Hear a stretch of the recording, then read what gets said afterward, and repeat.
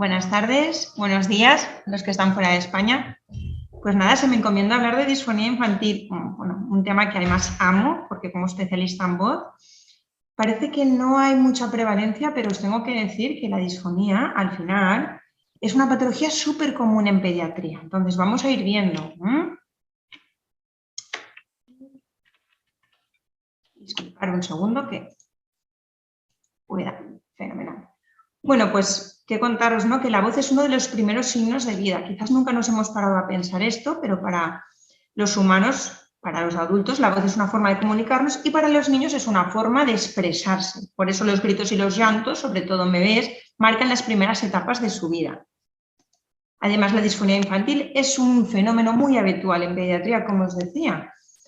Igual que en adultos se alteran las cualidades de la voz, pasa exactamente lo mismo con los niños. ¿Qué pasa? Que al final los padres se acostumbran a estas características acústicas de su propia voz y por eso esa voz patológica para ellos siempre la identifican como voz normal.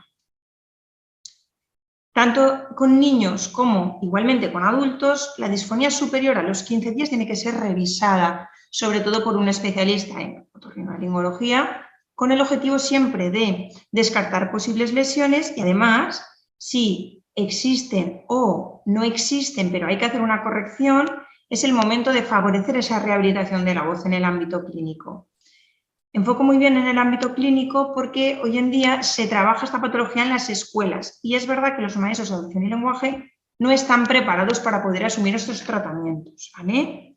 Y el porqué realmente radica en que es una patología totalmente muscular donde implican pues, ejercicios que son basados en la fisiología, por tanto los maestros desconocen estas técnicas.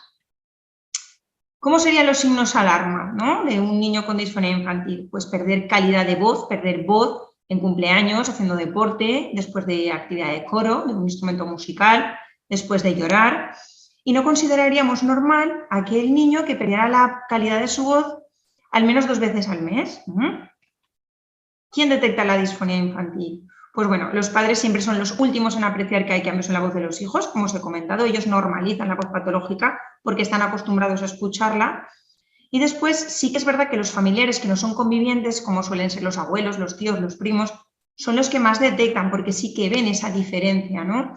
en la voz de sus familiares. Me gusta mucho también recalcar que siempre son los maestros los que suelen dar la voz de alarma, son muy sensibles a esto porque ven al niño, aunque lo ven habitualmente, en muchas situaciones donde hacen un mal uso de su voz o donde ven que empiezan a perder voz o los ven el lunes con una voz bastante mejor que un viernes. Entonces los maestros son muy importantes, sobre todo los tutores. Y es verdad que los pediatras o el médico de referencia del niño, como no le conocen tanto, pues no suelen apreciar o aprecian en menor medida que puedan haber problemas.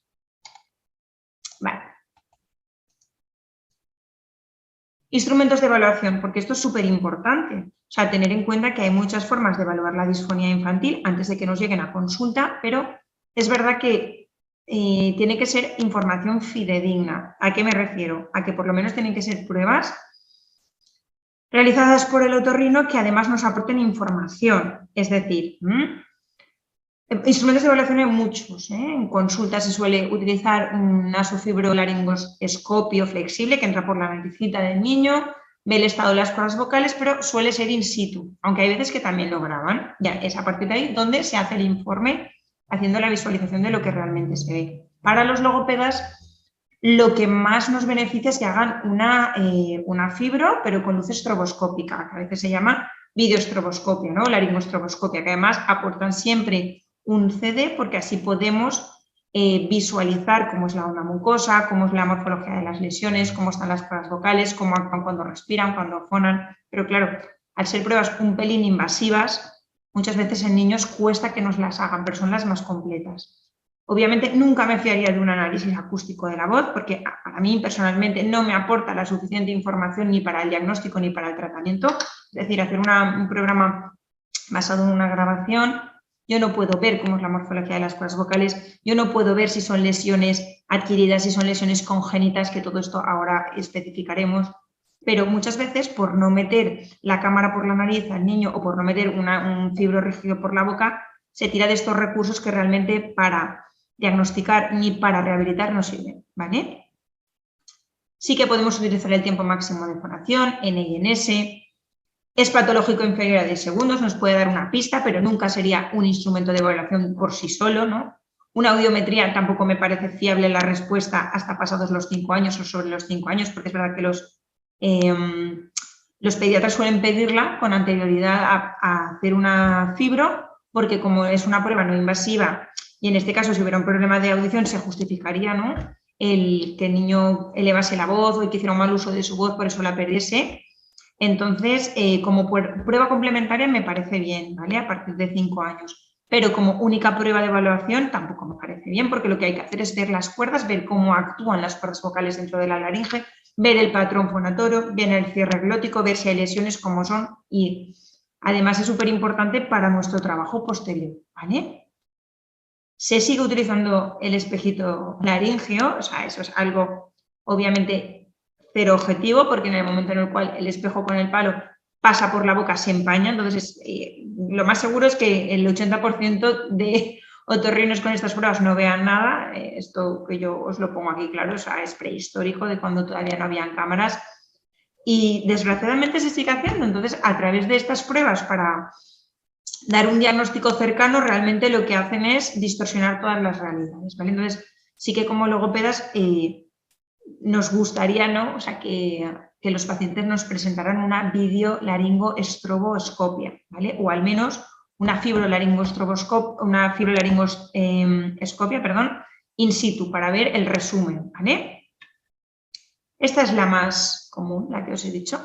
Entra el fibro por la nariz y a través de la camarita llegamos por detrás, retronasal, por cabo, baja hacia cuerdas, pasa de epiglotis, baja hacia cuerdas vocales. Ahí es donde vemos realmente cómo está la función. Le pedimos al niño que nos diga fonemas que implique estirar las cuerdas al máximo, y es verdad que esta prueba para los niños muchas veces es muy invasiva y si no hay buena colaboración es incluso imposible de realizar.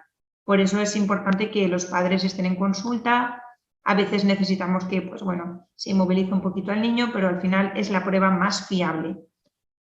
El nasofibro es el más común cuando se hacen las cosas bien, pero para nosotros lo mejor sería una videolaringoestroboscopia. La luz estroboscópica lo que nos hace es grabar los ciclos y grabar los movimientos a cámara lenta. Entonces nos aporta muchísimo luego en la rehabilitación, porque podemos llegar y consultar.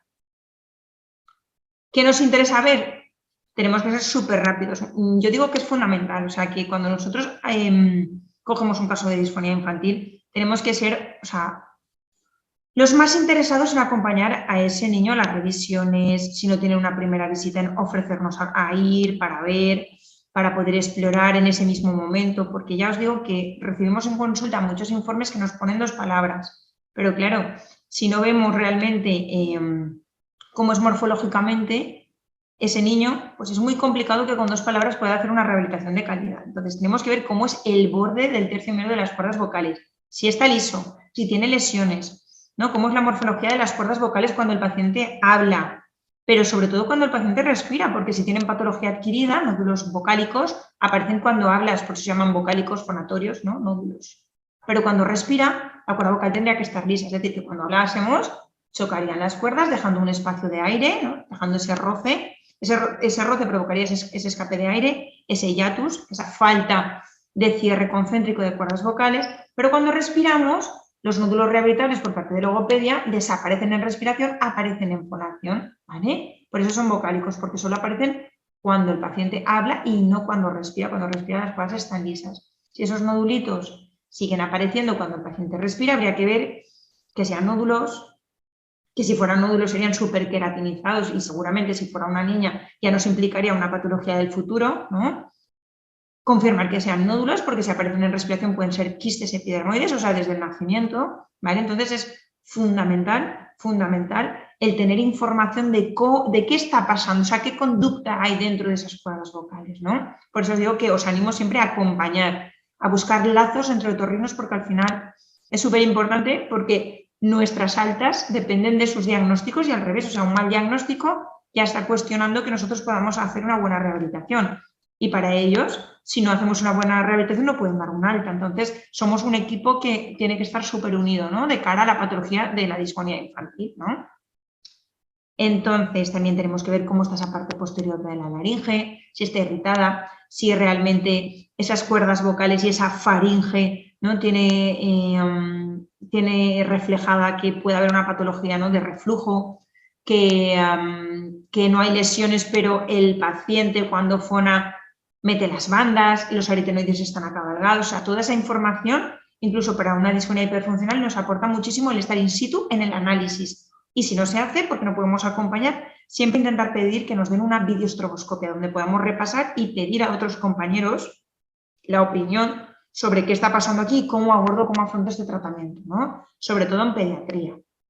Entonces, ¿por qué os pongo esto al final? Porque es súper importante entender el porqué de toda la disfonía infantil, adulto, me da igual. O sea, si no entendemos que la voz es aire, no vamos a entender nada de la sesión clínica. Entonces, cuando yo pregunto en la universidad, ¿no?, qué es la voz, me empiezan a decir que es un mecanismo fisiológico, ¿no? O sea, sí, todo eso está fenomenal, pero realmente la voz es aire y por tanto depende de cómo sea ese aire, será la calidad de nuestra voz, ¿vale? Entonces, al final, ¿qué es la disfonía? Pues es el signo principal que pone de manifiesto cualquier alteración del aparato fonador, ya sea de índole orgánica o funcional, ¿no? Alterando uno o varios o todos los parámetros acústicos de la voz, sea la intensidad, el timbre, el tono, me da igual. Pueden ser todos o puede ser uno, o pueden ser combinados, ¿vale? Pero hay que tener en cuenta que estos síntomas, estos signos de disconfort, aparecen en cualquier modalidad de la voz, sea cantada, proyectada, hablada, ¿vale? Entonces, aquí, o sea, es súper importante que cuando recibamos un paciente ya tenga un diagnóstico de otorrino o no atenderlo si no tiene un diagnóstico de otorrino con una validez de más o menos un mes. ¿Por qué? Porque la disfonía puede ser, o sea, la disfonía es multifactorial, ¿no? Desde una faringolaringitis, un constipado, una patología orgánica benigna, o sea, unos nódulos congénitos, unos quistes epidermoides, un sulcus vocalis, pero es que también pueden existir sin episodios de disfonía, o sea, hiperfuncional, o sea, pueden existir episodios de disfonía hiperfuncional sin patología, pero está esa disfonía, estamos generando un mal patrón. Y luego puede ser que aparezcan lesiones en cuerdas vocales que sean adquiridas, que sean desde el nacimiento. Y también tenemos que tener en cuenta que en pediatría es más improbable, pero también pasa. Pueden haber malformaciones congénitas que nos han pasado por alto, incluso pueden haber tumores. Es decir, que la clínica al final es la disfonía, o sea, da igual cuál sea la patología, la clínica es la disfonía, por tanto no nos podemos fiar, ¿no?, de que como es una disfonía, nada, la voy a atender, ¿no? Pero es que tenemos que ver cuál es la causa, porque puede ser desde un cáncer, imaginaros, estar interviniendo a un niño que realmente tiene una patología de cáncer, o sea, estamos perdiendo tiempo de su vida, a un constipado, tenemos que ver por qué, tenemos que ver qué hay, ¿vale? Y aquí hay que insistir muchísimo y no hay que atender a ningún adulto, mucho menos, pero a un niño tampoco, sin tener un estudio previo de sus cuerdas vocales. Entonces, tenemos dos tipos de lesiones, ¿no?, en disfonía. Tenemos las lesiones adquiridas, que son las que más vamos a ver en logopedia, las que tienen el pronóstico más favorable, y luego tenemos las lesiones congénitas, que son las que vienen desde el nacimiento, ¿no? Entonces, dentro de nuestro trabajo de rehabilitación, sobre todo lo que vamos a ver son nódulos vocales, ¿vale? Ocupan entre el 38 y el 78, una barbaridad de la disfonía crónica del niño y son la causa más frecuente en disfonía infantil. Entonces, ¿cómo se atajan? Pautas de higiene vocal más rehabilitación logopédica. Pólipos sería otra lesión adquirida, pero son muy complicados de ver. Normalmente en niños ya más mayorcitos, entre unos 13 y unos 18 años, la prevalencia es muy poquita, ¿vale? Porque son lesiones vasculares, entonces normalmente los pólipos son complicados de ver, ¿no?, en pediátricos. Las disfonías hiperfuncionales son barbaridades las que vemos. Es verdad que aunque no tengan lesiones, aunque no tengan, en este caso, nódulos, que es lo más corriente, hay que trabajar con pautas de higiene vocal y parte del tratamiento logopédico, porque si no, esas laringes, esas cuerdas vocales ya vienen predispuestas a la patología, entonces hay que reeducar también. Laringitis agudas, también muchas veces, damos pautas de higiene y también tenemos que visualizar realmente, hacer una buena entrevista con los papás, para evitar que sea un problema de reflujo, que sea ese reflujo que está quemando la mucosa de las cuerdas vocales, por eso hay esas laringitis y hay esas pérdidas de voz. Y luego traumatismo laríngeo, como lesión adquirida, las parálisis de cuerda vocal, normalmente por lesiones de intubación en cirugía, o tratamientos, el tratamiento sería la logopedia enfocada a la parálisis de cuerda vocal, ¿no? Y cuando ya no sabemos por qué, pues está esa causa iatrogenia, perdón. Entonces, vamos a hablar de nódulos vocales porque, como hemos dicho, ocupan el grueso de nuestra rehabilitación logopédica. Entonces, ¿qué son los nódulos vocales? Esos nódulos vocales son el engrosamiento de la capa superficial de la mucosa que aparece en cuerda vocal. Siempre se suelen situar, la gran mayoría, en tercio medio de las cuerdas vocales, en el medio, y se generan por un patrón incorrecto, generando esa falta de cierre glótico, ¿no? Siempre tenéis que pensar, ¿vale?, que las cuerdas vocales tenemos dos, ¿no? Entonces, una cuerda tiene que rozar con otra, haciendo un mal patrón, para que se generen estas lesiones de roce que al final lo que hacen es engrosar esa capa superficial de la mucosa, ¿vale? Entonces, los nódulos, cuando decimos tiene un nódulo nunca es único, porque una cuerda tiene que hacer un mal funcionamiento contra la otra, tiene que hacer un roce, ¿vale? Tiene que chocar una contra otra. Por tanto, un nódulo no existe, siempre son los nódulos bilaterales, hay dos. O sea, esto es en el 100%. Sí que es verdad que puede haber un pólipo o un quiste, entonces lo que hace es generar un mal patrón por esa única lesión y ya genera una lesión de roce o una lesión nodular. Pero nódulos siempre hay dos, nunca hay un nódulo de forma aislada, porque una cuerda tiene que hacer su mal uso contra la otra. Por tanto, la patología aparece en ambas, ¿vale? Entonces, lo digo porque si recibís informes, nódulo en cuerda vocal, no, vamos a ponerlo eso en cuarentena y vamos a volver a revisarlo, vamos a volver a reenviarlo, porque nódulo no existe, son nódulos o lesiones de roce por otras lesiones adquiridas, ¿vale? Entonces, el 90% suelen ser blandos en niños porque todavía no se forman esas crestas epiteliales, por tanto las lesiones son súper rehabilitables, ¿vale? La disfonía por lesiones congénitas, hemos hablado de las adquiridas. Las adquiridas son las que el niño, con un desarrollo de su voz normal, adquiere malas funciones y por tanto aparecen los nódulos, aparecen los pólipos, aparecen las lesiones de tipo parálisis de cuerda por una intubación, por una cirugía, porque le han operado de, no sé, me lo invento, de una lesión de cuello o simplemente una anestesia general por una hernia umbilical, ¿vale? Entonces, al intubar, lo que hacen es que comprimen el nervio laríngeo o lo que hacen es que traumatizan la cuerda vocal y esta se paraliza, ¿vale? Esto es adquirido. Y ahora vienen las congénitas. Las congénitas son esas lesiones que el niño ya nace con ellas, ¿no? Entonces tenemos, como normalmente las que más vemos, son los quistes epidermoides. Es una disfonía desde el nacimiento, es una voz muy limitada. Estos quistes están muy encapsulados y no se suelen reabsorber en la muda vocal, Entonces, cuando aparecen este tipo de lesiones, al final acaban en una fonocirugía, ¿vale? En la pubertad, o sea, cuando se hace la muda vocal. Entonces, normalmente los quistes o los quistes epidermoides suelen tener mal pronóstico, pero hay que reeducar esa actitud en niños para que cuando se haga la fonocirugía ellos ya tengan todas las habilidades suficientes para no volver a generar patología.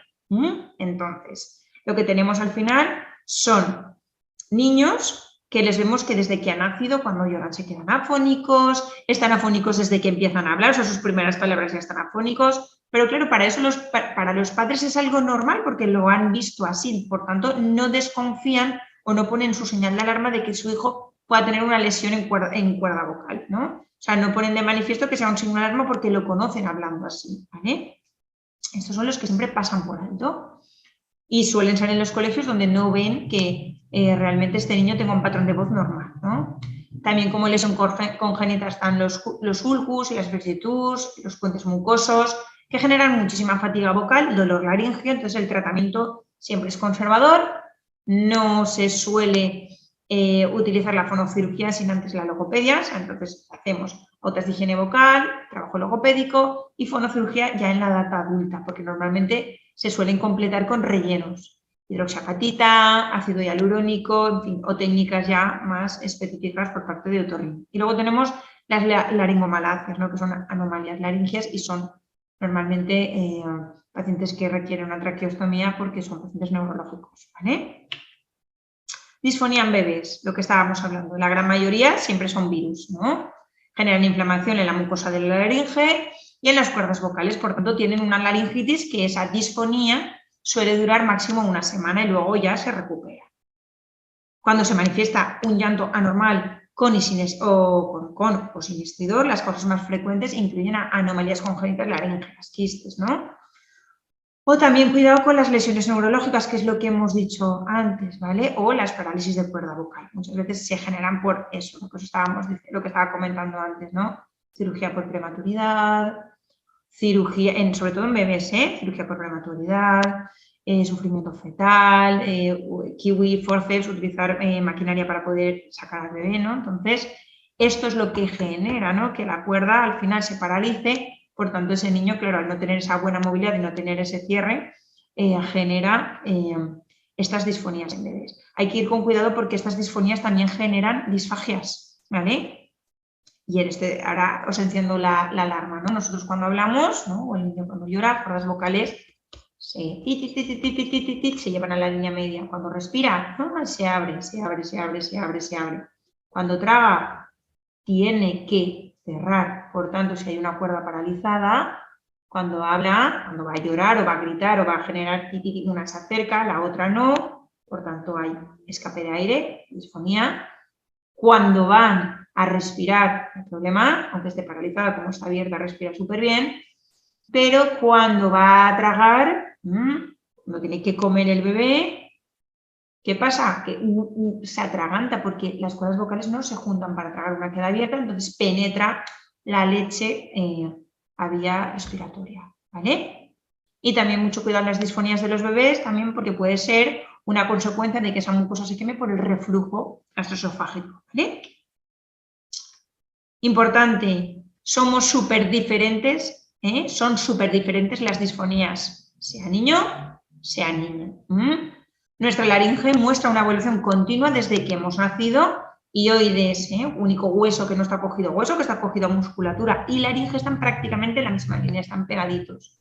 Esto hasta la adolescencia, por eso cuando somos pequeños y hablamos, por ejemplo, con un niño o con una niña por teléfono, no sabemos diferenciar el sexo, ¿no? Porque las voces son súper agudas por ese hioides y esa laringe tan alta y tan pegadita. Vale.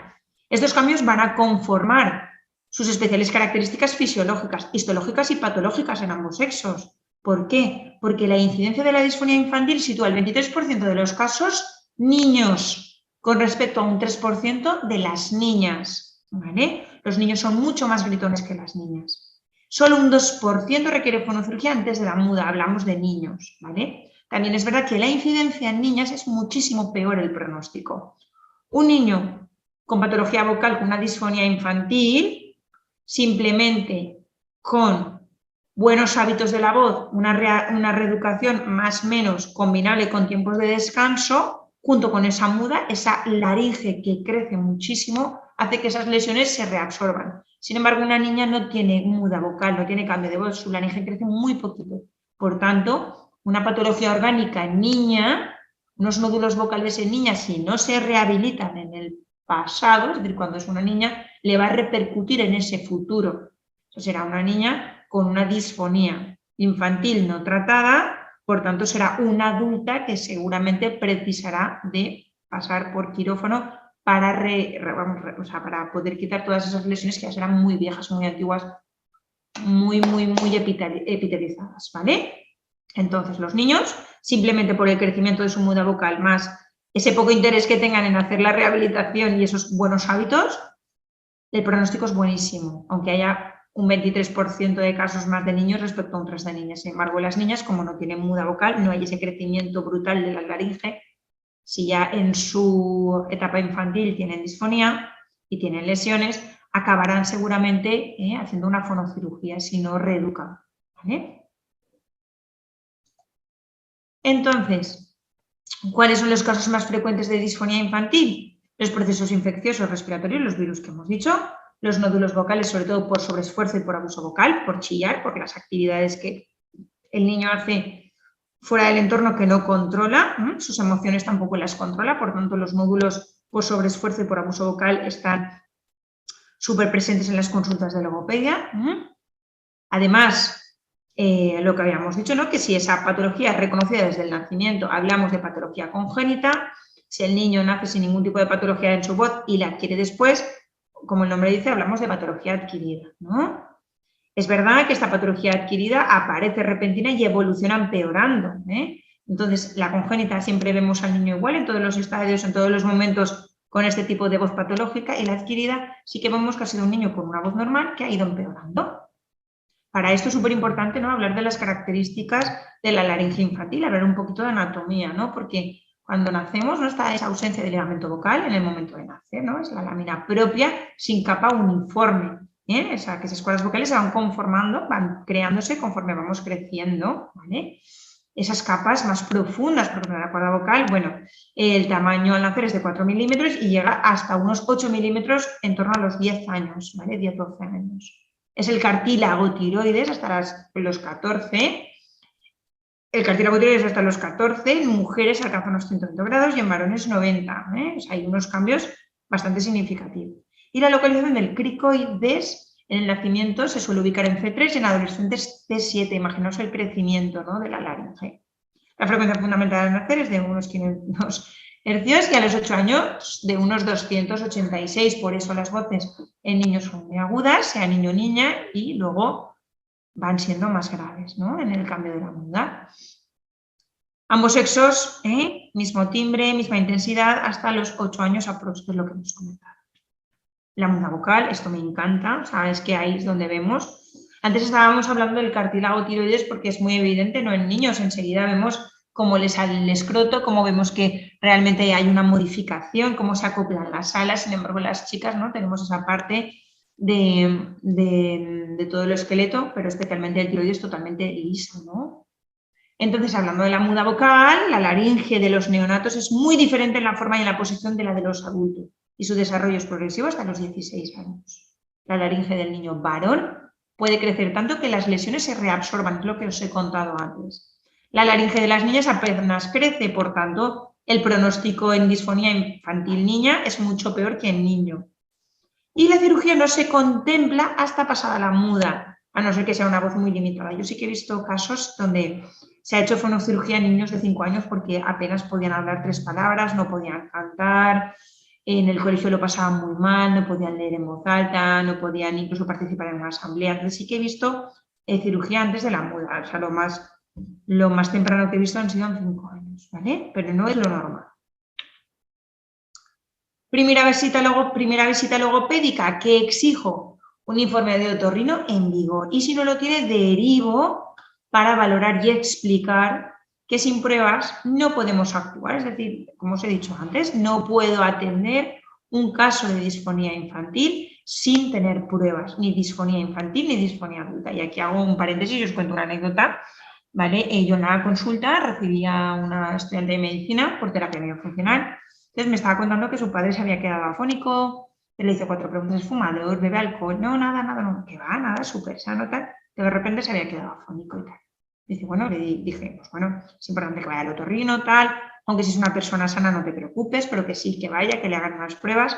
Y el padre decía, no, es que yo quiero ir para que ella me dé las pruebas. No, yo si no hay una valoración previa por parte del servicio de otorrino, yo no voy a decirle nada, porque es que no quiero que esto se convierta en la tónica, ¿no?, de dame 4 pautas, mejor un poco, pero realmente no estoy siguiendo un protocolo como se tiene que seguir. Pues bendita la suerte que no le atendí, porque el hecho de no atenderle hizo que fuera al otorrino. También su hija, estudiando medicina, le insistió muchísimo. Entonces, cuando le hicieron una videoestroboscopia, vieron una leucoplasia, o sea, una lesión de cáncer, y menos mal, porque además ya le biopsiaron el mismo día, le hicieron cirugía enseguida y, bueno, todo muy bien, pero imaginaos que le llego a atender, que empezamos con pautas, que voy prolongando ese tiempo de consulta, que vamos viendo, y ese paciente al final lo que estoy es quitándole vida, ¿no?, por darle sesiones. Entonces, es que, ojo, porque no era fumador, nada, una leucoplasia que apareció en su cuerda vocal, el paciente estaba produciendo una disfonía repentina, y bendita la suerte de que al final aceptase ir al otorrino, porque al principio se negaba, que no, y que eso le había pasado porque le asociaba a un constipado, tal, ¿eh? Entonces, me viene súper bien los que voy a decir ahora, ¿no?, porque cuidado con los problemas de la voz, porque lo he dicho antes, pueden ser multifactoriales desde un resfriado a unos nódulos, a unos pólipos, a un cáncer, a nada, o a una disfonía hiperfuncional. Entonces, insistimos mucho, aunque sean pequeños, aunque sepamos que va a costar evaluarlos. Insistimos y además le pedimos a los papás que, por favor, si no podemos ir, pedimos al estimado doctor que nos diga todo lo que queremos ver, cómo es el borde, cómo son las cuerdas cuando respira, cómo son las cuerdas cuando fona, cómo son los aritenoides, cómo es el hiatus, si es un reloj de arena, si es posterior, si es anterior, ¿vale? O sea, si no vamos a asistir porque no podemos o porque no se nos permite, sí que pedimos al otorrino que por favor nos dé toda la información más detallada si no lo van a grabar en un CD, ¿vale? Y eso es súper importante. La primera vez que recibimos a ese pequeño, lo que tenemos que hacer en nuestra anamnesis es grabar su voz y, por supuesto, tener un protocolo cualitativo bien estructurado. Por eso, insisto, el plan de tratamiento a los padres el primer día es valoración de otorrino. Insisto mucho en esto y lo vuelvo a poner porque es lo más importante. Ahora, lo muy interesante para nosotros como logopedas, ¿no? ¿Cómo reorganizo si es una disfonía adquirida, si es una disfonía congénita? Pues bien, si es una disfonía congénita, el primer año, hasta el primer año lo que hago es 3 meses de rehabilitación más 1 mes de descanso, porque sé que por mucha logopedia que haga, esto, esta patología no va a remitir, ¿vale? Porque normalmente serán quistes la gran mayoría, ¿vale? Pero, ¿qué haré? Un plan de estructura, ¿no? Explicarle a los papás que son lesiones desde el nacimiento, que normalmente son sensibles a fonocirugía en la edad adulta, por tanto haremos 3 meses de rehabilitación logopédica, haremos 1 mes de descanso y así hasta combinar 1 año. Entonces, por tanto, serán más o menos 3 meses de rehabilitación, 1 mes de descanso, 3 meses de rehabilitación, 1 mes de descanso, 3 meses de rehabilitación, 1 mes de descanso, hasta la siguiente visita en el otorrino, ¿vale?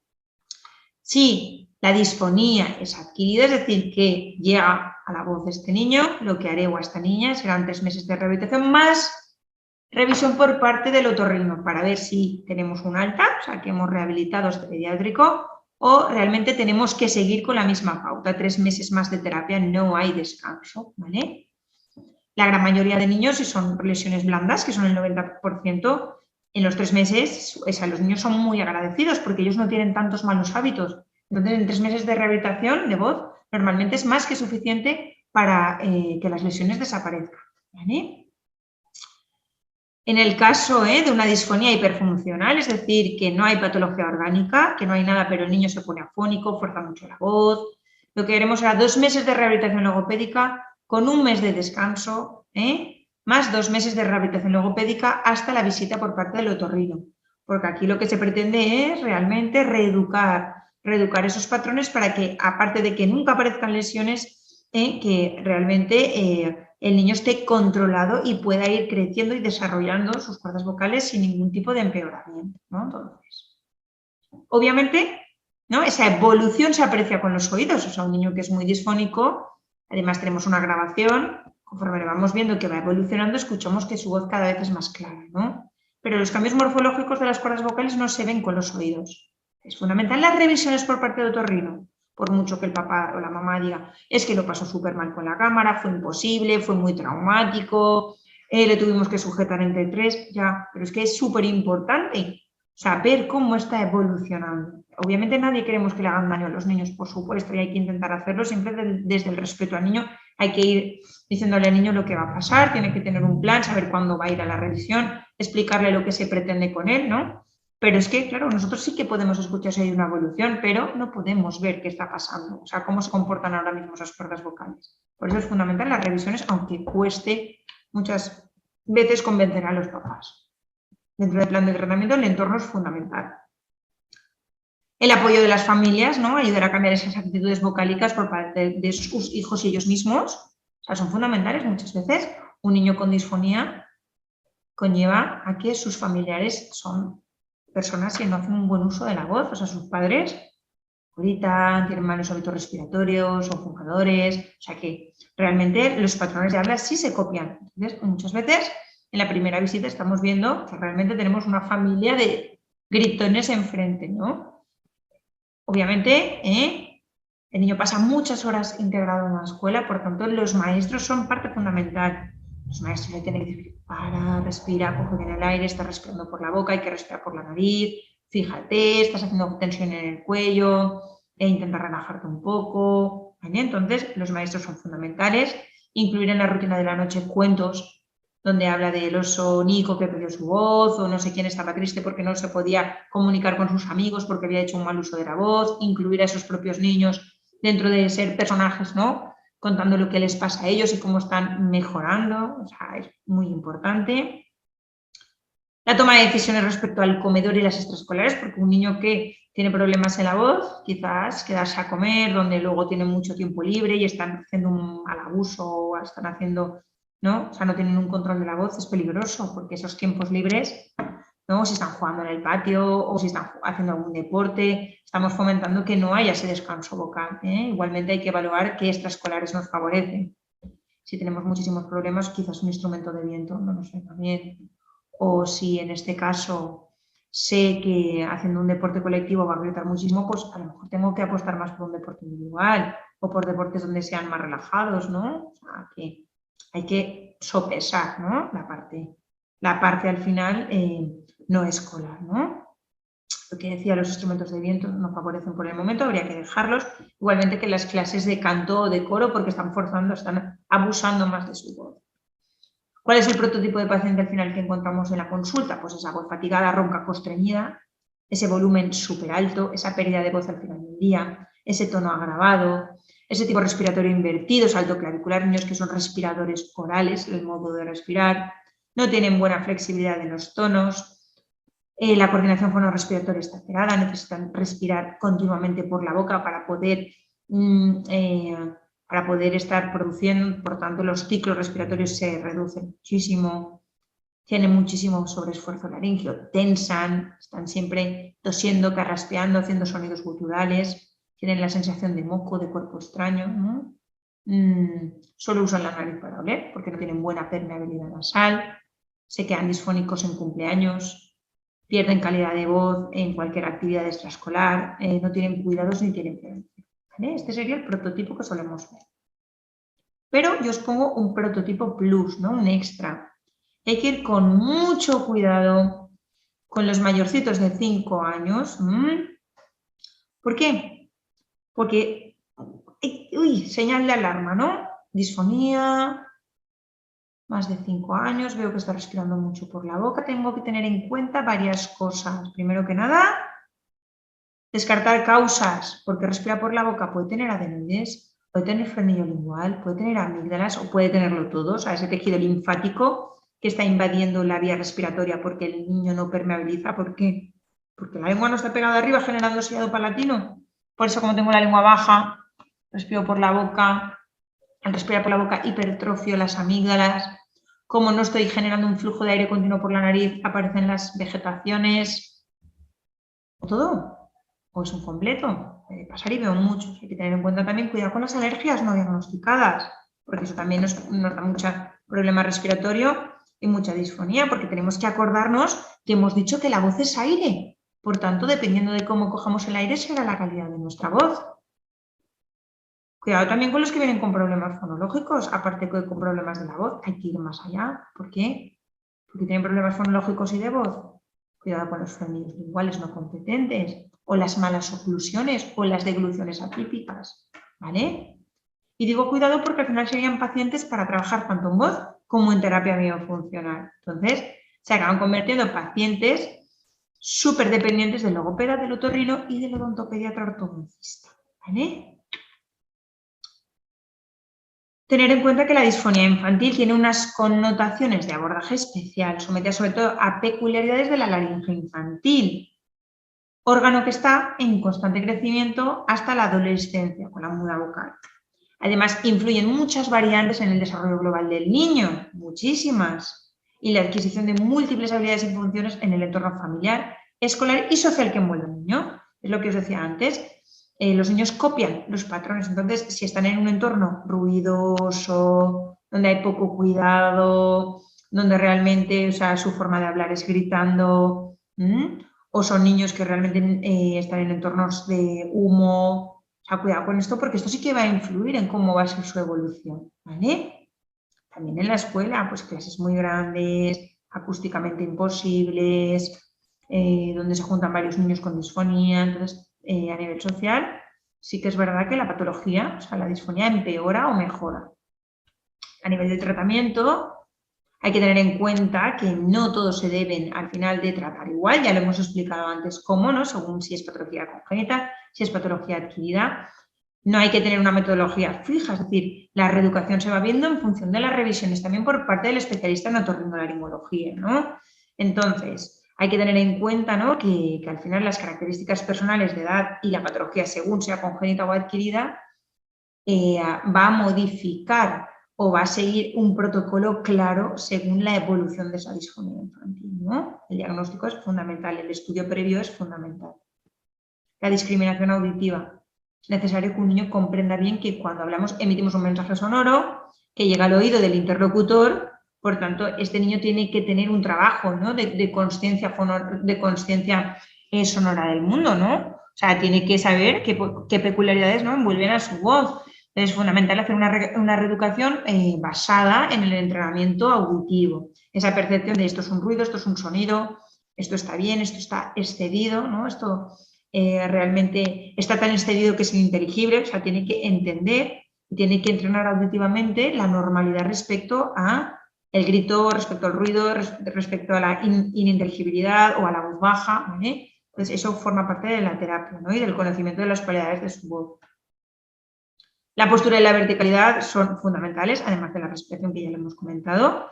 La voz se genera dentro de un soporte, dentro de un esqueleto, músculo-esqueleto, o sea, dentro de un esqueleto donde integra, ¿no?, a nivel de las estructuras de la laringe, ¿no?, desde el cartílago tiroides, cricoides, el espacio que hay hasta la tráquea, las cuerdas vocales se insertan dentro, entonces tienen que vibrar de forma vertical. Por tanto, la postura del cuello es fundamental, porque si el niño tensa el cuello, lo que va a provocar es que esas cuerdas basculen hacia adelante, por tanto, ocupen más espacio y estén forzadas, ¿no? Entonces, todo esto tenemos que explicárselo al niño.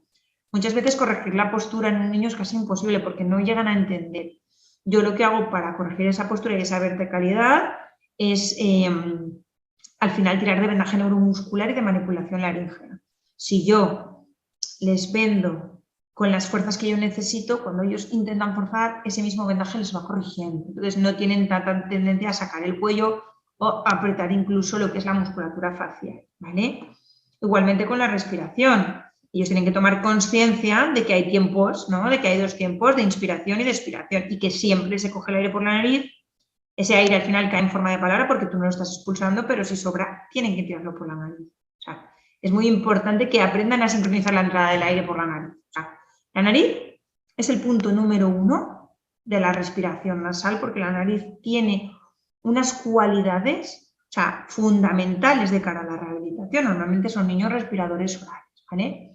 Pero si lo que queremos es realmente que esa voz sea lo mejor posible, calidad de voz, el aire tiene que ser nasal.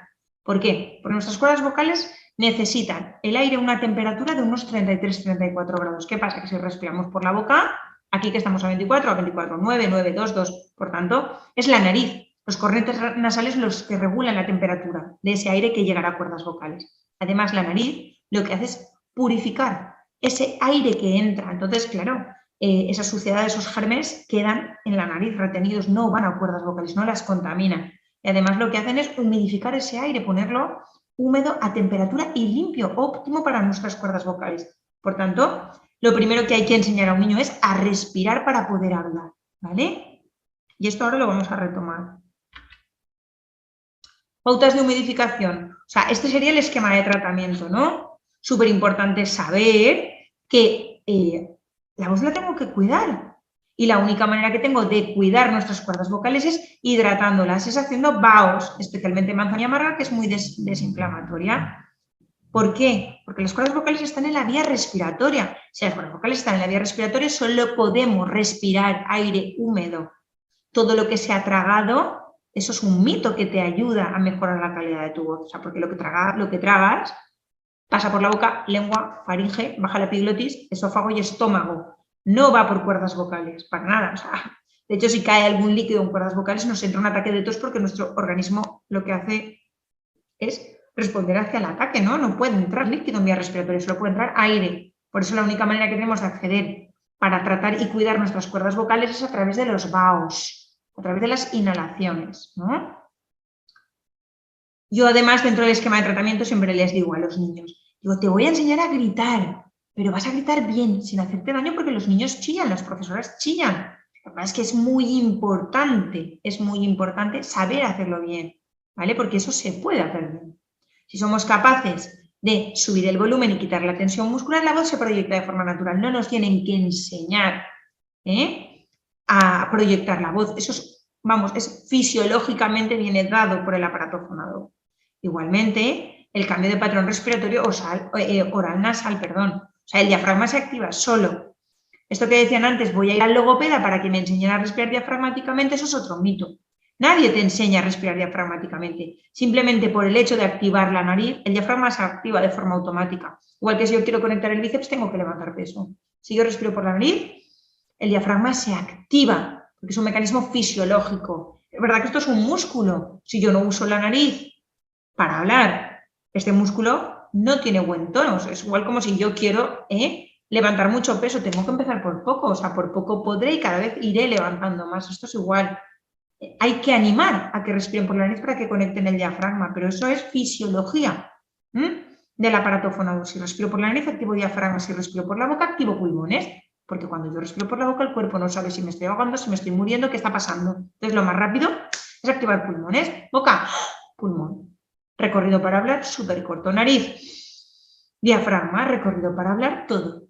Flujo. Además, esto lo hablaremos en otra ocasión, pero la teoría de presiones, ¿no? A más largo es el río, el aire viene con menos presión. A más largo es el río, el agua va fluyendo tranquilamente. Cuando se rompe una cañería, el agua sale a muchísima presión. Cuando se rompe una cañería, el aire sale bufeteando nuestras cuerdas vocales y traumatizándolas, ¿vale? Entonces, súper importante el cambio de patrón respiratorio de oral a nasal, ¿vale? De oral, si uno respira por la boca, tiene que ser exclusivamente nasal. Además, los niños, esto como no está muy viciado, porque no están tan acostumbrados como un adulto a hacerlo mal, porque bueno, pues su trayectoria de su vida es más corta, cuando lo hacen es una barbaridad la mejoría, ¿vale? Lo que os decía también de la postura y la verticalidad laringea, manipulación para mí y vendaje neuromuscular. A todos los que me dejan, pues les pinto un pulpo, les inserto desde el ilioides, ¿no? Y me voy buscando hasta el esqueleto. O sea, esto también daría para otra masterclass, ¿no? Pero efectivamente, cuando tú tienes el recurso de vendaje neuromuscular, modificar la postura es facilísimo, ¿no? Y luego, efectivamente, realizar ejercicios foniátricos para reconducir las cuerdas vocales. Mitos y mentiras, ¿no? Bebo litros de agua, me tomo caramelos, propóleos, le doy infusión del cantante, le pongo una cebolla, le doy tomillo, hace gárgaras, hace enjuagues, toma vitaminas, tose con la lengua afuera. La única manera de hidratar las cuerdas vocales es haciendo vaos. ¿Por qué? Porque haciendo vaos llego exclusivamente a la vía respiratoria. Llego a la vía respiratoria, a la laringe, donde están las cuerdas vocales, no hay más. En niños es muy fácil hacerlo con las mascarillas de estos nebulizadores o con vaporizadores, no habría ningún problema. Porque hacerlo como tradicionalmente se hacía con el cazo, pues hay peligro de que se puedan quemar, ¿no? Vamos para hidratar cuerdas vocales, Una imagen vale más que 1000 palabras. El niño estaría respirando por la boca para hacer los vaos. ¿Y por qué por la boca? Si estás diciendo todo el rato que hay que respirar por la nariz. Porque igual que lo malo entra directamente por boca, lo bueno entra directamente por boca. Si yo respiro por la nariz haciendo vaos y además pongo manzanilla amarga, la nariz cuando me suene va a estar el pañuelo todo, manzanilla de Mahón para los de Latinoamérica, va a estar todo amarillo porque los pelitos que están en mi fosa nasal van a retener todo ese cuerpo intruso, ¿no? Como cuando hay polvo, cuando hay mucha suciedad que me sueno y sale el papel negro, igualmente va a pasar lo mismo con la manzanilla, ¿no? Entonces es fundamental que respiremos por la boca cuando hagamos los vaos, que los niños respiren por la boca para pasar directamente, ¿no? esa hidratación. He puesto algunas pautas que las vamos a ver súper rápido, ¿vale? Pero obviamente ni carraspear, ni si puede ser incluso ni toser, eso provoca irritación. Le puedes decir que trague saliva, que le das un poquito de agua, pero realmente eso no va a servir de nada. Lo que hay que hacer es muchos vaos para que el niño no tenga esa sensación de cuerpo extraño, ¿no? No chillar ni gritar con esfuerzo, utilizar sonidos no vocálicos, animar al hijo. O sea, estas pautas serían para los papás, ¿no? Animar a su propio hijo a que use el mismo método. Si tiene que llamar, en lugar de estar gritando con esfuerzo porque no se le oye, hacer un sonidito, ya sabemos que tenemos que parar para escuchar, ¿no? Los niños al final están copiando el mismo patrón. Evitar hablar de forma prolongada en el exterior, si hay muchos ruidos, hay que controlar el ambiente, sobre todo parques de bolas, ocio, comedor escolar, ¿no? Parques convencionales, no estar de punta a punta llamándose, o si hay mucho jaleo, intentar mantener una conversación o estar corrigiéndole de cualquier cosa cuando no se están enterando, ¿no? Hay que acercarse, hay que fomentar esa audición, hay que esperar a que reduzca el ruido ambiental y fomentar esa comunicación cara a cara, ¿no? No respirar por la boca, recordar que la nariz tiene función de protección, temperatura y humidificación del aire respirado. O sea, eso hay que insistir muchísimo, pero es fundamental. Muchas veces hay papás que también tienen el patrón de respiración, de coordinación fonorrespiratoria alterado. Entonces ellos mismos tienen que cambiar también para poder dar modelo a sus hijos, ¿no? Entonces no susurrar, es muy típico niños susurrarles, pero estamos generando más esfuerzo y más irritación. Por tanto, una voz blandita, de bajo tono, con muchísimas pausas para respirar, para seguir hablando. Respetar los ciclos respiratorios naturales con tranquilidad, no hablar mucho durante un esfuerzo físico agotador, porque si no el sistema respiratorio al final no se acopla y no coordina. Entonces lo que haces es que hay una reacción cardíaca, me agoto más, cuando más cansado estoy y más hablo, más me agoto. Por tanto, respiraré por la boca porque mi cuerpo necesita coger aire, ¿no? También mientras estamos cargando o empujando, es muy complicado poder mantener un buen equilibrio de la laringe. ¿Por qué? Porque la laringe tiene función respiratoria, esfinteriana y respiratoria, ¿no? Entonces, fonatoria respiratoria y esfinteriana, cuando estamos cargando no nos somos conscientes, pero estamos haciendo fuerza. Todos los musculitos de la laringe implican cierre -1, que es el cricoaritenoideo, que es el músculo de la voz, que implica abrirse, ¿no? Entonces, estamos ahí generando, vamos, una fuerza opuesta, nos estamos dañando nuestras cuerdas vocales si hablamos mientras estamos cargados. Pues hay que concentrarse en realizar la fuercita en los brazos y en la parte torácica y no estar implicándola, ¿no? Fuerza en los brazos y esta parte la dejo libre, ¿vale? Si su hijo grita, ignórelo. O sea, es súper fácil. Si le ignoras después de 7 gritos, va a ver que no es la manera. Él tiene que entender que no se va a comunicar así. Entonces, alzar la voz al final no es el mecanismo para ser escuchado. Hay que fomentar el tú a tú, ¿vale?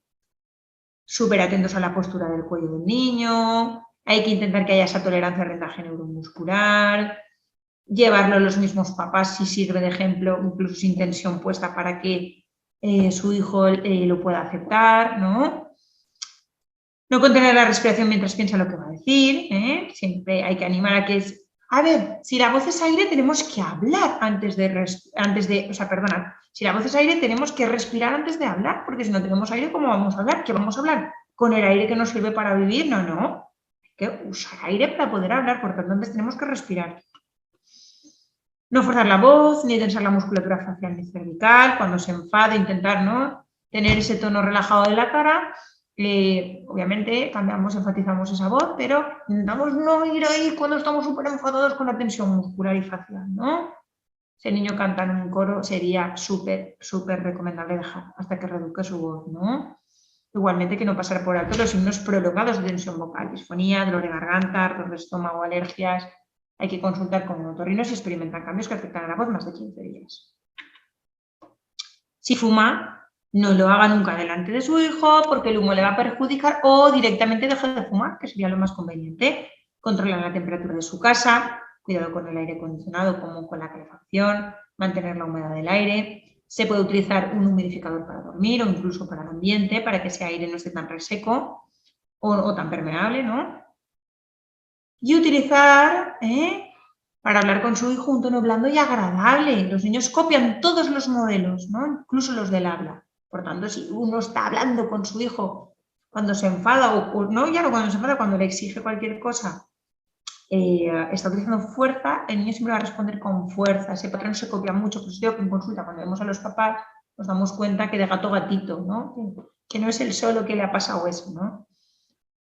Obviamente hay que decirle a los papás que si ellos no confían en la rehabilitación logopédica, su hijo no se va a rehabilitar porque ellos son el modelo, son la clave de la rehabilitación logopédica, ¿vale? Entonces es fundamental que tengan confianza y que ellos mismos cambien para poder ayudar y poder cambiar su propio hijo, ¿no?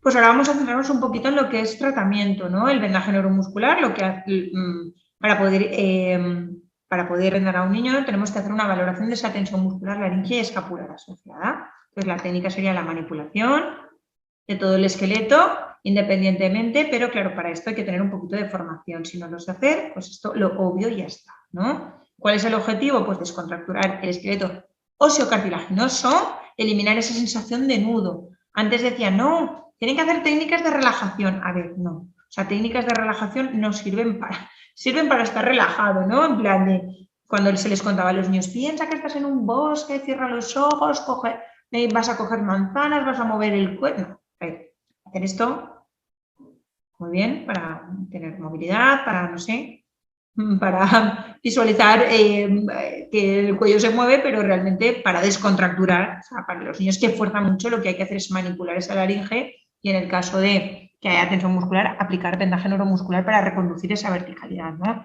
Y dejar ese esqueleto equilibrado.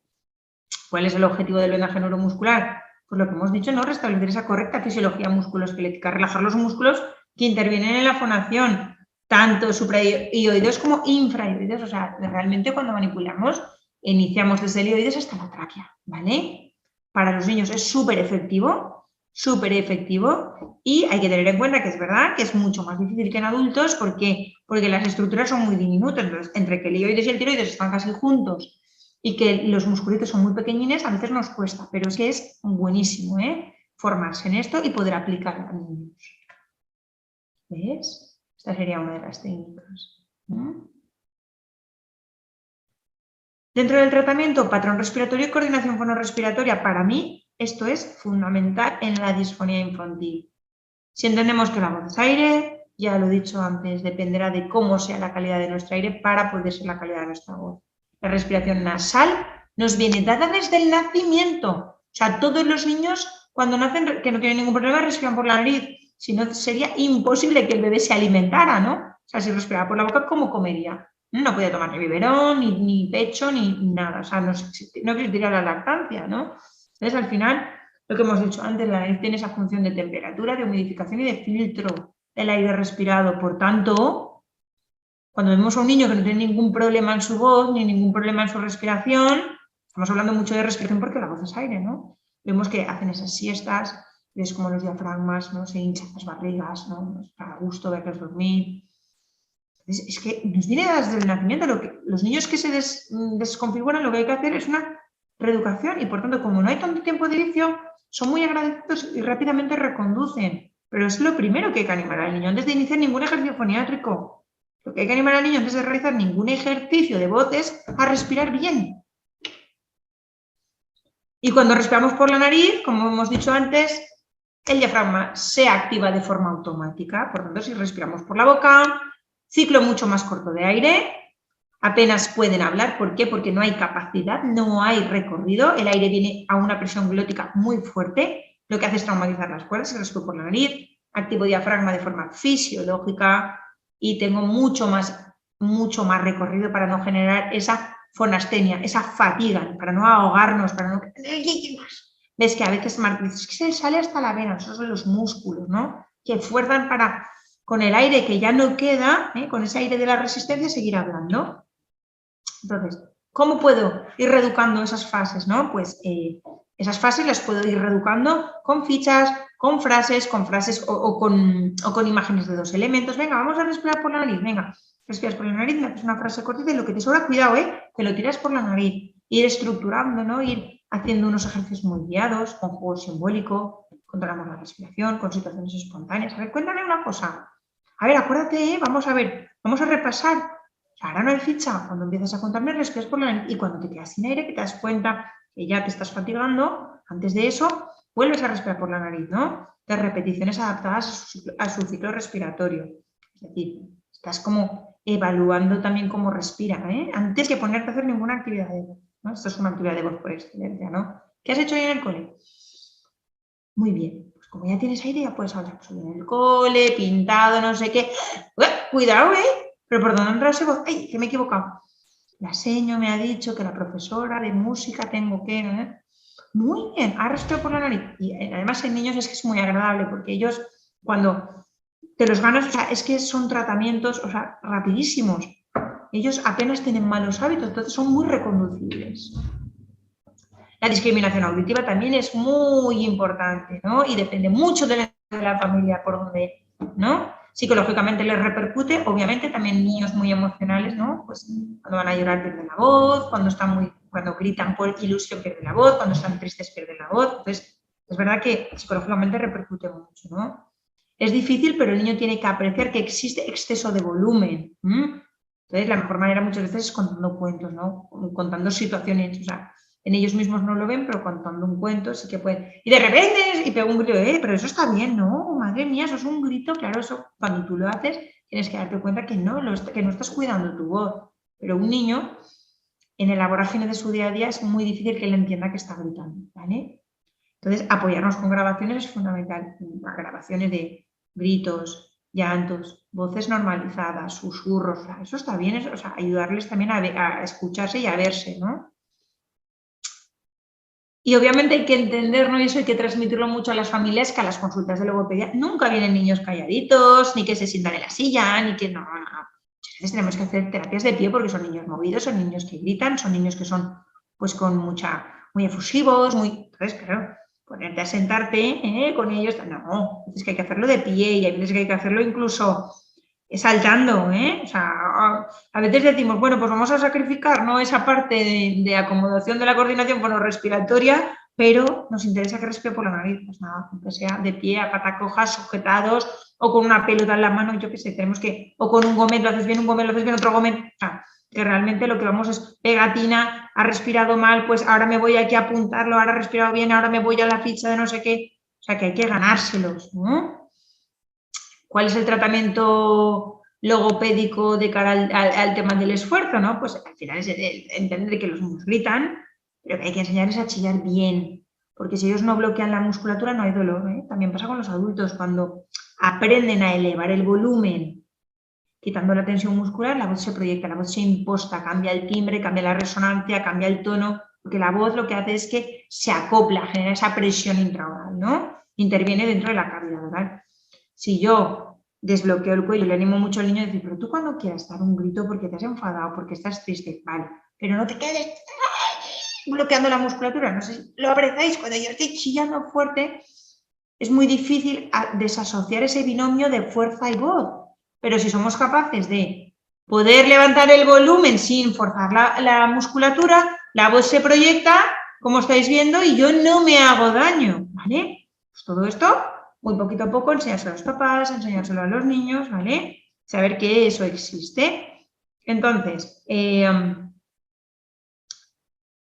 que esto es fundamental, ¿no? O sea, manejar el entorno, manejar la verticalidad. Obviamente, super plus, la respiración porque la voz es aire. Saber que han nacido aprendidos, que no les tenemos que enseñar a respirar diafragmáticamente. Saber que ellos mismos pueden proyectar su voz si quitan la tensión muscular. Saber que hay cosas que tienen que sacrificar, o que al menos no tienen que abusar. En vez de estar 25 minutos en el parque, pues tengo que estar 5. ¿No? Saber que igual me lo tengo que llevar a comer a casa para que no tenga ese tiempo muerto donde seguramente abusará de su voz porque él todavía no es tan consciente. Luego saber que los niños, o sea, cuando son chicos, bueno, o sea, es que es una pasada la muda vocal lo que hace. O sea, lesiones que se nos resisten, la laringe que no para de crecer día a día, lo que nos está ayudando, nuestro tratamiento está favoreciendo, ¿no? Porque todos van a llevar esas pautas, todas esas pautas las van a llevar los niños. También hacerles entender, porque muchas veces tienen esa sensación de moco, de cuerpo extraño, es que tengo mocos, es que me atraganto, sí, pero yo les explico, mira, al final eso es un mecanismo de protección de tu propio cuerpo, o sea, el cuerpo te está protegiendo tus cuerdas vocales, porque tú cuando chillas manda moco para que esas cuerdas choquen en blandito como si tuvieran una colchoneta. Eso es muy desagradable para ti, ¿verdad? Pero es que el cuerpo te esté ayudando para que no hagas todavía más daño a tus cuerdas vocales. Esto es la pescadilla que se muerde la cola, ¿no? ¿Qué pasa? Que el niño fuerza su voz, chilla, traumatiza, genera lesión o irritación, ¿no? Entonces el cuerpo, ¡pum!, le manda moco. ¿Qué pasa? que a más moco, más lo hace, más sonido, más sonido, más sonido, el cuerpo más moco, más incómodo, todavía más inflamación, más moco, más incómodo, más carraspeo, más inflamación. Por tanto, estas cosas que son tan específicas, los niños lo entienden, ¿eh? O sea, quiero decir, es que un niño pequeñito esto lo entiende. Nosotros hemos hecho rehabilitaciones de voz desde 3 años, pero es verdad que estos evolucionan rapidísimo, pero suele ser más que nada, se suelen empezar sobre los 5 años. Son a partir de los 5 o 6 años cuando ya ellos, incluso los niños más pequeñines, los de 3, cuando se les hace el fibro por la nariz, claro que estos se portan mejor que los de 5, que ya saben, y las revisiones son peores que la primera visita, ¿no? Porque ya saben a lo que van. Pero es fundamental tener una prueba, saber con qué, o sea, estoy trabajando, o sea, tengo que tener una visualización, o al menos un informe muy detallado, porque si no veo, o sea, yo no tengo rayos X, yo con mis ojos no puedo ver la conducta de esa laringe, yo mirando el cuello no puedo apreciar nada, no puedo ver cómo estaba y cómo está ahora. Entonces es muy importante tener un estudio bien reportado y que realmente se vaya manteniendo esa pauta, ¿no? de su evolución, ¿no? Entonces, los ejercicios foniátricos sería lo último que se trabaja en disfonía infantil. Entonces, son ejercicios basados, ¿no? Ejercicios vocales destinados a eliminar la lesión que hay en las vocales. Se pretende potenciar esos resonadores nasales, sobre todo, porque es verdad que un niño respirador oral, ¿qué pasa? Que el intercambio de aire es... Por tanto, las resonancias siempre se generan en las cavidades altas, senos nasales, senos maxilares, senos paranasales, senos craneales. Entonces, claro, si él hace esto, la voz nunca llega a resonar arriba. Entonces, por eso pierden calidad en su voz, ¿no? Obviamente, trabajar ese cierre concéntrico para aplanar lesiones. Si las lesiones están aquí, necesitamos trabajar sobre el borde para aplanarlas porque son rehabilitables. Por tanto, hay que hacer ejercicios, ¿no? Para trabajar ese cierre concéntrico y que esa lesión vaya reabsorbiendo. Cierre glótico, que las cuerdas vocales, al final, desde el borde libre, hagan un cierre perfecto del hiatus. Es decir, yo trabajo para aplanar esas lesiones, pero también trabajo que esa cuerda cierre completamente, ¿no? Y luego, respecto al volumen, aprender a modular esa voz para no estar siempre chillando, y que ese sea nuestro volumen habitual, no el tono, nuestro volumen. Siempre nos encontramos aquí, chillamos, entonces nos creemos que esto es la normalidad, hay que enseñarles a bajar, a subir, y sobre todo a permanecerse cómodos. O sea, tienen que permanecer en un volumen de voz cómodo. Cuidado con no mezclarlo de tono con volumen, no tiene nada que ver, el tono es agudo o grave y viene muy determinado, ¿no? Respecto a si tengo patología, la voz se agrava y el volumen es levantar la voz o bajarla, más o menos como el mando de la tele, ¿no? Más volumen, menos volumen. Y ya estaría. Hasta aquí estaría la presentación, ¿vale? Y ahora a través del chat vamos a ir respondiendo las preguntas y las dudas que tengáis, ¿vale? Entonces voy a ver, porque ya veo que hay alguna cosita, voy a ir respondiendo.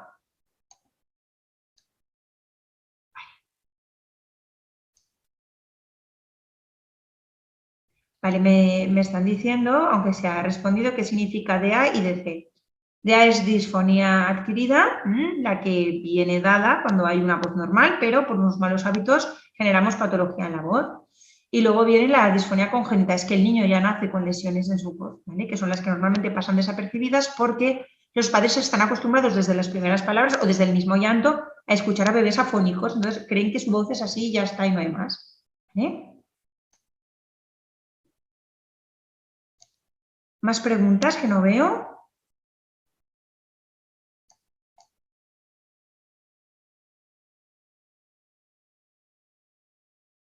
Las gracias, muchas gracias a vosotros por estar aquí. Es una hora complicada, pero la verdad es que, pues eso, se agradece mucho la colaboración. Vale, vamos a ir leyendo que sí que hay, ¿no? ¿Qué tipo de BAUS y medidas de higiene son recomendables para la laringitis por reflujo? Las mismas, ¿vale? Cuando hay reflujo cuando hay reflujo hay que consultar con pediatría. O sea, los profesionales que manejan el reflujo en niños no son los digestólogos, son los pediatras. Entonces, hay que ver por qué hay reflujo, si es una PLV, si hay alergia a algún componente de la leche, alguna enzima. Entonces, el reflujo normalmente se genera por una mala asimilación de algo digestivo, ¿no? Pero es verdad que decimos, ¿no? Que sí, a ver, imaginaros que yo soy la vía respiratoria, ¿no? Yo soy la vía respiratoria y en la clase de al lado está la vía digestiva.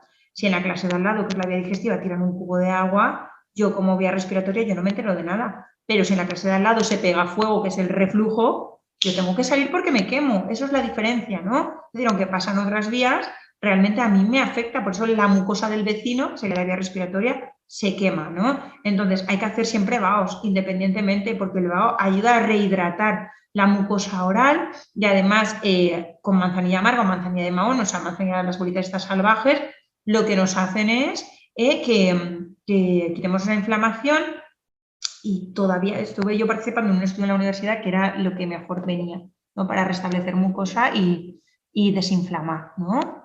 Entonces, el reflujo se tiene que consultar con el pediatra, ¿vale? Porque normalmente se suele dar tratamiento pues, de tipo omeprazol o un antigástrico y mejoran muchísimo las disfonías también que son por reflujo, ¿vale?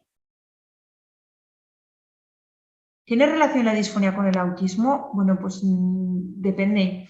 He visto a niños TEA que han tenido disfonía porque ellos no controlan para nada lo que es el tema de, claro, de la voz, de nada, pero también he visto niños con TEA que no tienen ningún tipo de disfonía, ¿no? O sea que realmente la relación pues no es la relación en sí, es el mal uso que este niño con autismo puede hacer de su voz o no, ¿eh? Porque normalmente los que son muy vocálicos, los que chillan muchísimo, es verdad que sí que es muy complicado tratar la voz porque tienen otras áreas más importantes, ¿no? Que tratar y en este caso tampoco se dejan hacer vaos por la hipersensibilidad y la reactividad al estímulo externo. Y normalmente también hay niños que con esta patología pues odian los chillidos y son normalmente los que evitan entornos ruidosos y por tanto no tienen patología, ¿no?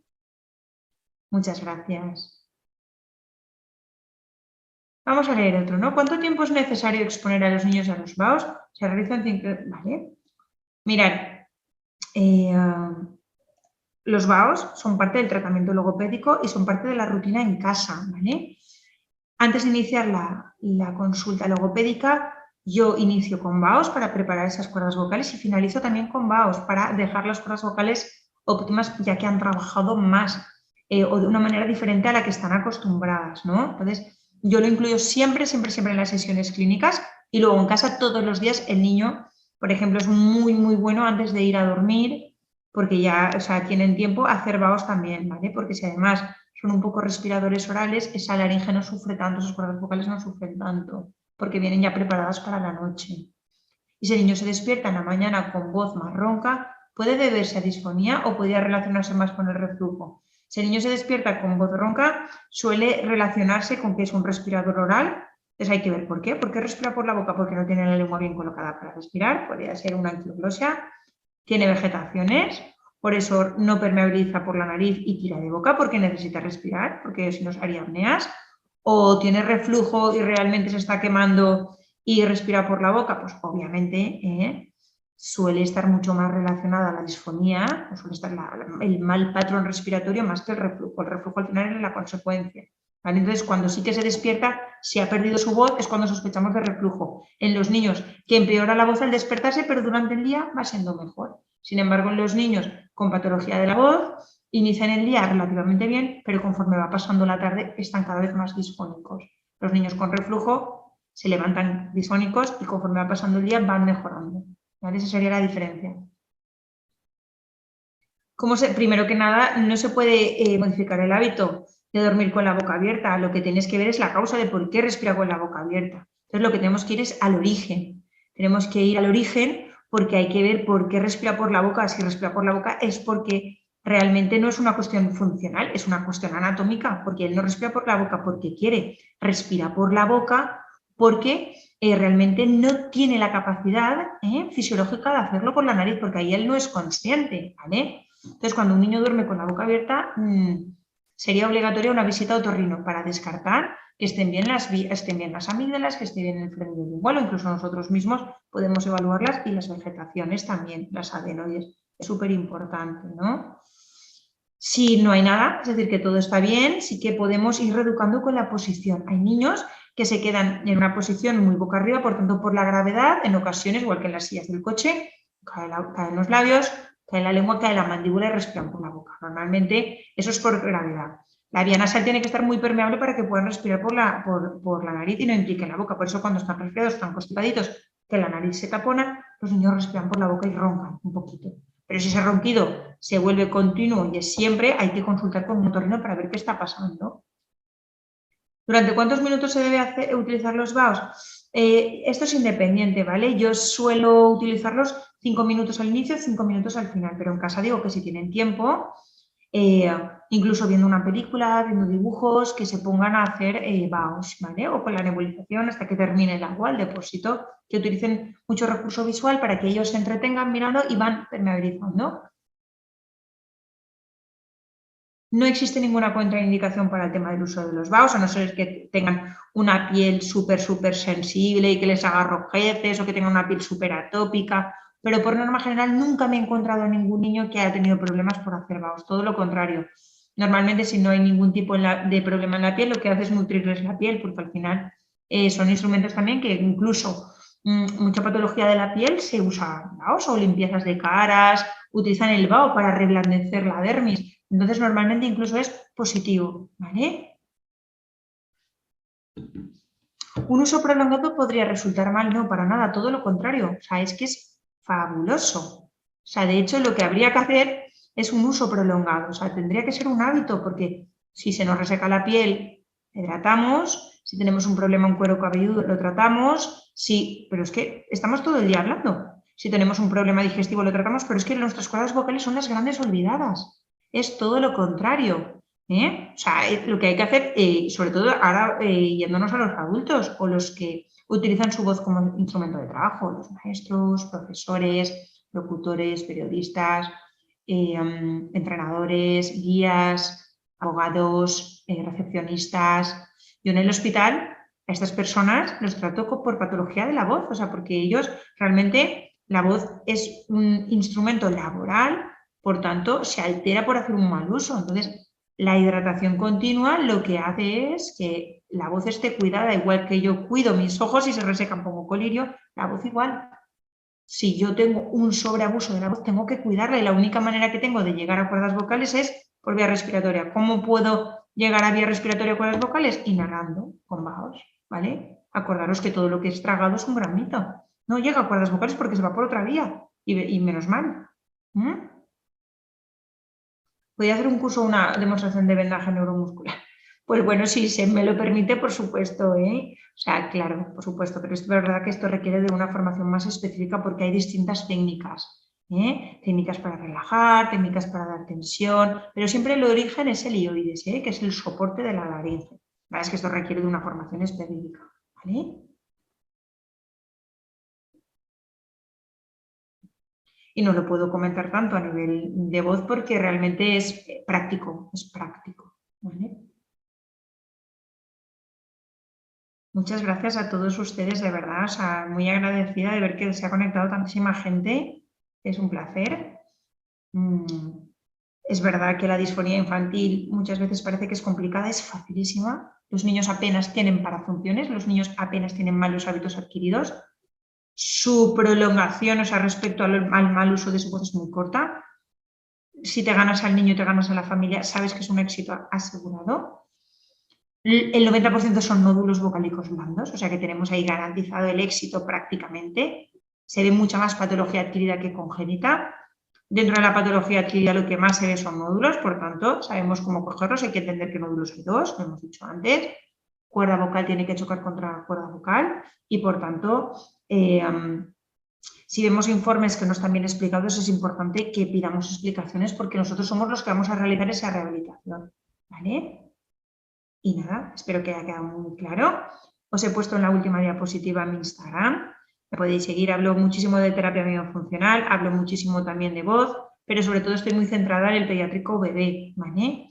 Existen también las disfonías en bebé, los hemos comentado, pero también hablo de disfonía infantil, porque es que es verdad que es una patología que está, o sea, es muy normal recibir a pediátricos en las consultas de logopedia, por tanto hay que formarse y hay que seguir, ¿no? con cosas actualizadas, o sea, con patrones actualizados, no ir a guías antiguas, no centrarnos en terapias inservibles, o sea, ser muy con los niños muy resolutivos y sobre todo con los niños a través del juego podemos conseguir muchísimas cosas. Los ejercicios foniátricos los he explicado, o sea, he dicho que trabajar sobre el cierre concéntrico, sobre el cierre glótico, trabajar los resonadores nasales y eso nos haría falta también otra sesión para hablar de ejercicios en sí, pero sobre todo lo ideal es centrarse en principio en la respiración, porque la voz es aire. Si consigues que respira por la nariz, los ejercicios foniátricos son totalmente secundarios, ¿vale? Pues nada, aquí lo dejamos. Muchísimas gracias por todo. Gracias. Con mucho gusto y que tengan una buena mañana o una feliz noche. Gracias.